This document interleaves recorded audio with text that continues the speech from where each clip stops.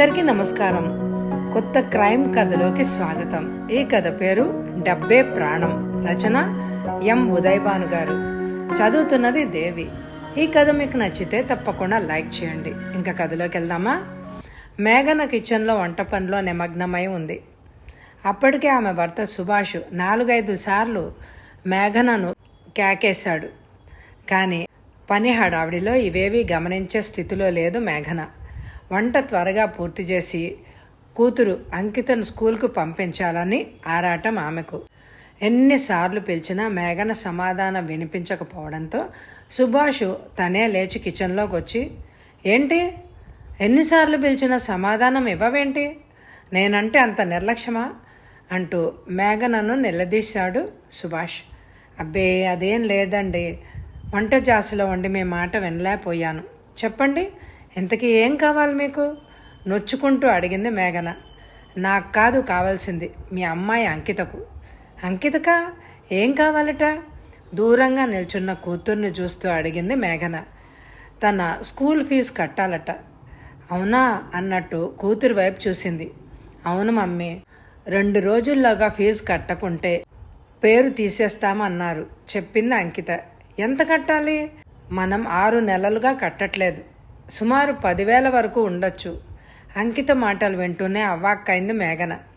ప్రతి నెల school fee కట్టమని సుభాష్ చేతికి డబ్బులు ఇస్తోంది. కానీ ఆ డబ్బు సుభాష్ కట్టడం లేదు.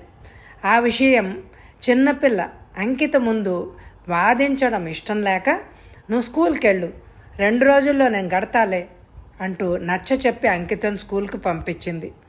అంకిత స్కూల్ బస్ వెళ్ళగానే సాధింపు ప్రారంభించాడు సుభాష్. ఎలా కడతావు ఫీజు? ఈ 2 రోజుల్లో నీకు లాటరీ ఏదైనా తగులుతుందా? వెటకారంగానే అన్నాడు సుభాష్.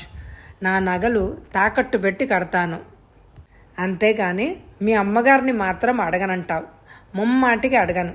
పెళ్ళై 10 ఏళ్ళైంది, ఇంకా ఏ మొహం పెట్టుకొని అడగమంటారు? అసలే నాన్న పోయిన దుఃఖంలో అమ్మ ఉంది.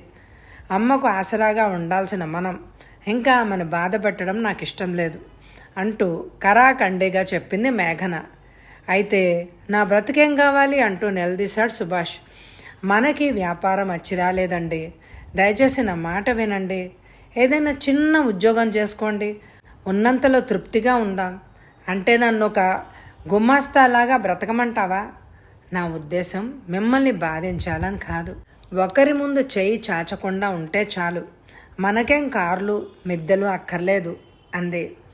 ఎన్ని చెప్పినా చెవిటి వాడి ముందు శంఖం ఊదినట్టే ఉంది. చిచి, పెదవ బ్రతుకు విసుక్కుంటూ వెళ్ళిపోయాడు సుభాష్. 2 రోజుల తర్వాత బోసి మెడతో ఉన్న మేఘనను చూస్తూనే ఉగ్రుడైపోయాడు సుభాష్. మొత్తానికి అనుకున్నంత పని చేశావు, నా పరువు తీసావు. నీ మొగుడు చేతగాని వాడు అని నలుగురికి తెలిసేలాగా ఈ వేషం అంటూ అరిచాడు. తప్పనిసరి నగలు తాకట్టు పెట్టానే కానీ మిమ్మల్ని బాధించాలని కాదు. చాలే బుడిబుడి రాగాలు. డబ్బు తెమ్మంటే తేలేదు, అయినా నేనేమి ఊరికే ఇమ్మనలేదే, అప్పుగా అడిగాను. 4 రోజులు పోతే పువ్వుల్లో పెట్టి తిరిగిచ్చేస్తానన్నాను కదా. ఓపిక నశించిన మేఘన ఇప్పటికే 10 లక్షలు పైగా మీకు ముట్టజెప్పారు. ఈ రోజు వరకు పైసా తీర్చింది లేదు. మేఘన మాట పూర్తి కాకుండానే ఆమె చెంప చెళ్ళు మనిపించాడు సుభాష్. మేఘన ఆత్మాభిమానం దెబ్బతింది. అప్పటికప్పుడు అంకితం తీసుకుని కొలాబాలో ఉన్న తల్లి గాయత్రీదేవి ఇంటికి బయలుదేరింది. పుట్టెడు దుఃఖంతో పుట్టింటికి చేరిన మేఘనను అక్కున చేర్చుకుంది తల్లి గాయత్రీదేవి. కొంతకాలం దూరంగా ఉంటేనన్నా మనిషి మారుతాడేమో చూద్దాం అని నచ్చజెప్పింది.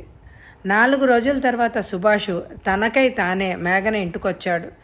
తండ్రిని చూస్తూనే కూతురు కూడా తండ్రి ఒడి చేరింది.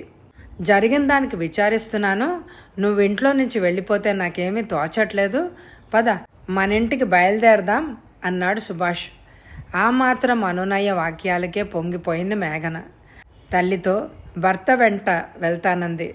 ప్రతిసారి నీ ఈ లొంగుబాటు ధోరణి చూసే అతడు అలా తయారయ్యాడు. అతన్ని కొంచెం ఎందులోన్నా స్థిరపడే వరకు రానని చెప్పు అంది గాయత్రీదేవి. ఆయన బాధపడతాడేమో. పిచ్చిదానా, నీ మంచి కోసమే చెప్తున్నా, విను. పోనీలే, నేను చెప్తా అంటూ తనే సుభాష్తో, నువ్వేదో ఒక ఉద్యోగంలో స్థిరపడే వరకు అమ్మాయిని పంపించను, అమ్మాయి ఇక్కడే ఉంటుంది, నువ్వు చేస్తానంటే మీ మామగారి పలుకుబడి ఉపయోగించి ఏదో ఒక ఉద్యోగం నేను ఇప్పించగలను కఠినంగానే చెప్పింది గాయత్రీదేవి. సరే అలాగే అంటూ బుద్ధిమంతుళ్లాగా తలూపాడు సుభాష్. అత్తగారింట్లోనే ఉండి ఉద్యోగ ప్రయత్నాలు ప్రారంభించాడు సుభాష్. మేఘన్ హాల్లో టీవీ ముందు కూర్చున్నదే కానీ ఆమె జాస్ అంతా గేటు వైపే ఉంది. ఎప్పుడో స్కూల్ నుంచి రావాల్సిన అంకిత ఇంకా ఇంటికి రాలేదు. ట్యూషన్కు వెళ్ళిందేమోనని ఎంతసేపు ఎదురు చూసింది. ఆ సమయం కూడా గడిచిపోవడంతో ఆమెలో ఆందోళన మొదలైంది. ముందుగా తల్లి గాయత్రికి చెప్పింది. చీకటి పడుతుండగా వచ్చిన భర్త సుభాష్తో అంకిత ఇంకా ఇంటికి రాలేదని చెప్పడంతో ఉండు నేనేళ్ళు చూసొస్తా అంటూ స్కూల్కి బయలుదేరాడు. నేను వస్తా అంటూ వెంట మేఘను కూడా బయలుదేరింది. స్కూల్లో ట్యూషన్ దగ్గర ఇతర స్నేహితుల ఇంట్లో అంకిత గురించి వాకప్ చేశారు. ఎక్కడ అంకిత గురించి తెలియరాలేదు. అలా తిరిగి తిరిగి రాత్రి 11 గంటలకు ఇంటికి చేరారు మేఘన సుభాష్. మేఘన కంటికి మెంటికి ఏకధారగా ఏడుస్తోంది. ఆ రాత్రి ఎవ్వరూ మెతుకు ముట్టలేదు. సుమారు అర్ధరాత్రి 2 గంటల వేళ ఫోన్ మోగింది. మేఘన ఫోన్ అందుకుంది. ఫోన్లో ఎవరో ఆగంతకుడు కర్కశంగా మీ అంకిత నా దగ్గర క్షేమంగా ఉంది, మళ్ళీ మీ దగ్గరకు క్షేమంగా చేరాలి అంటే జస్ట్ ఒక 3 లక్షలు నాకు ముట్ట చెప్తే చాలు. పోలీసులు గీలీసులు అన్నారంటే అంకితను సజీవంగా మీరు చూడలేరు. మళ్ళీ గంటకు ఫోన్ చేసి డబ్బు ఎక్కడికి తేవాలో చెప్తా, డబ్బుతో సిద్ధంగా ఉండండి అని చెప్పి ఫోన్ కట్ చేశాడు. మేఘనకు ఇంచుమించు మూర్ఛ వచ్చినంత పనైంది. కింద పడి గొల్లుమని ఏడవసాగింది. విషయం వింటూనే గాయత్రీదేవి పోలీస్ కంప్లైంట్ ఇద్దాము అని అనుకుంది. వద్దత్తయ్యా, పోలీసులకు చెప్తే అంకిత ప్రాణానికే ముప్పు ఏర్పడుతుంది అన్నాడు సుభాష్. అవునమ్మా, నువ్వే ఎలాగోలా డబ్బు సర్దావంటే 4 ఇళ్లలో పాచి పని చేసైనా సరే నీ బాకీ తీర్చేస్తాను అని మేఘన దీనంగా అంది. ఇలా సంభాషణ జరుగుతుంటే మళ్ళీ ఫోన్ మోగింది. ఈసారి సుభాష్ ఫోన్ అందుకున్నాడు. 2 నిమిషాలు మాట్లాడి పెట్టేశాడు. ఎక్స్ప్రెస్ రోడ్డు పైన 21వ మైలురాయి దగ్గరకు తెచ్చిమన్నాడు. కూతురి ఆవేదన చూడలేని గాయత్రీదేవి డబ్బు సుభాష్ చేతిలో పెట్టింది. డబ్బుతో బయలుదేరిన సుభాషు తెలతెల వారుతుండగా అంకితతో తిరిగొచ్చాడు. కథ సుఖాంతమైనందుకు అందరూ సంతోషించారు. ఇంతలో పోలీస్ జీపు ఇంటి ముందు ఆగింది. ఎస్ఐ హర్షవర్ధన్ లోపలికొస్తూ, గాయత్రీదేవి గారు, మీ అనుమానమే నిజమైంది. Mister Subhash, you are under arrest. ఈ కిడ్నాప్ నాటకానికి సూత్రధారివి నువ్వు ఏర్పాటు చేసిన కిరాయి దొంగ ఇక్బాల్ను అరెస్ట్ చేసి పోలీస్ దెబ్బలు రుచి చూపిస్తే నిజం కక్కాడు అంటూ పక్కకు జరిగేసరికి ఇక్బాల్ తలంచుకొని నిల్చున్నాడు. విషయం విన్న మేఘన అపర కాళిలాగా మారింది. థు, డబ్బు కోసం కన్న కూతుర్ని కిడ్నాప్ చేస్తావా? నీలాంటి మొగుడు ఉన్నా ఒకటే, లేకపోయినా ఒకటే అంటూ లాగి ఒక చెంపదెబ్బ వేసింది.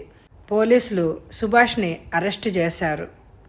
నీ భర్త పోలీస్ కంప్లైంట్ ఇవ్వద్దు అన్నప్పుడే అనుమానం వచ్చింది అంటూ కూతుర్ని హక్కున చేర్చుకుంది గాయత్రీదేవి. డబ్బే ప్రాణంగా భావించే సుభాష్ కటకటాల పాలయ్యాడు.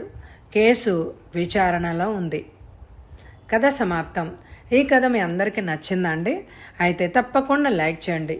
మరొక క్రైమ్ స్టోరీతో మళ్ళీ రేపు మీ ముందుంటాను. Thank you very much my dear friends.